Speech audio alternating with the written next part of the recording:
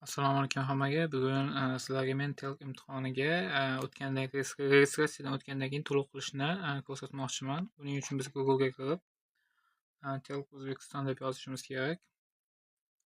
Mana undan so'ng TELK O'zbekiston deb chiqadi. Shu birinchi turgan saytga bosamiz.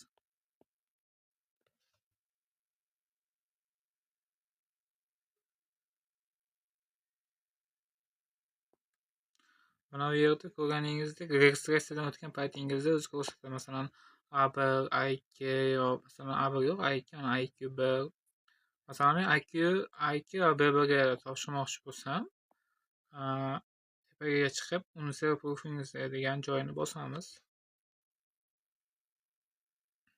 Mana bu yerda ko'rganingizdek sertifikatlari turibdi va qaysi kundaligini ko'rishingiz mumkin bu orqali.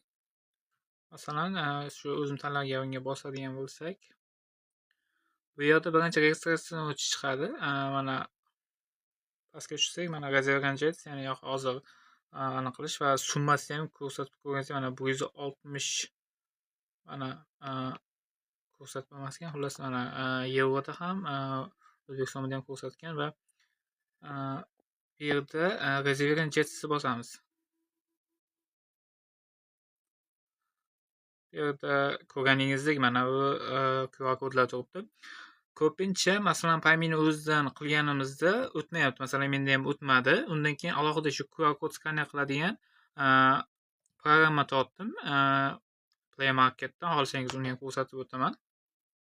Shuni bosganingizdan so'ng u yerda sayt chiqadi. Saytda bosganingizda sразу paymentga kirib, shu boyagi ko'rganingizdek qancha to'lov bo'lsa, masalan A2 B1 ga alohida yoki C1 ga alohida, B2 ga alohida shu summani to'liq yozib, shuni tashlab qo'yasiz, to'lab qo'ysangiz bo'ldi. U yerda masalan ism yoki shunaqa narsa chiqmaydi. Faqat to'lov qilib, undan keyin o'zini Telegram boti yoki shu Telegramga qaraydigan odam bor. Ya'ni ko'rganingizda oxirida men yerda adashmasam yozib qo'ygan.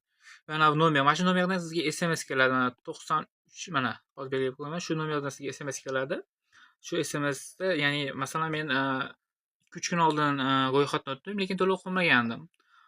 Undan keyin yaqinda SMS xabar keldi, ya'ni ertaga soat 1 gacha to'lashingiz kerak. Agar to'lamasangiz sizni joyingizni o'rniga boshqa odamni joylaymiz degan SMS xabar keldi va men to'lash uchun rosa qidirdim, boshqa narsalar undan keyin o'zim qiynalganligim uchun sizlarga ham osonroq bo'lsin deb keyinchalik ko'rsatyapman. Chunki men YouTube'da qidirib bu narsani topa olmadim, ya'ni qanday qilib to'lashni.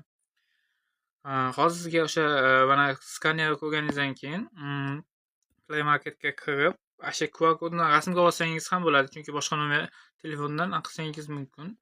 Men foydalanadigan QR kod skaner deb yozsangiz ko'p chiqadi. Xohlaganingizni qilishingiz mumkin. Mana birinchisidan men foydalanaman. Yaxshi program. Mana shuni foydalanib, keyinchalik paymentga kirib to'lashingiz mumkin. Videoda kamchiliklar bo'lgan bo'lsa uzr. Sizlarga foydali video chiqarishni davom etaman. Hammaga rahmat.